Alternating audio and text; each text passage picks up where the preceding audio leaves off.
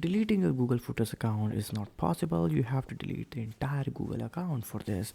But for that reason, if you don't want to delete your Google account, just want to delete Google Photos, you can delete all your Google Photos this way.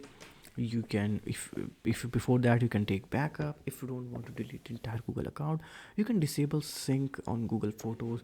Go to the Photos app on Android device, or maybe on iOS, tap your profile picture. In the Photos menu, select photo setting. In the photo settings, select backup. To the backup, now switch the turn function to on or off.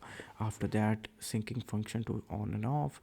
You will be unsynced with Google. So now technically you are not linked with Google Photos. So this way you are almost deleted your account, but your account, Google account, is still safe. So yeah, this was how you can delete Google Photos account without deleting your entire Google account, because this way affect your entire device functionalities.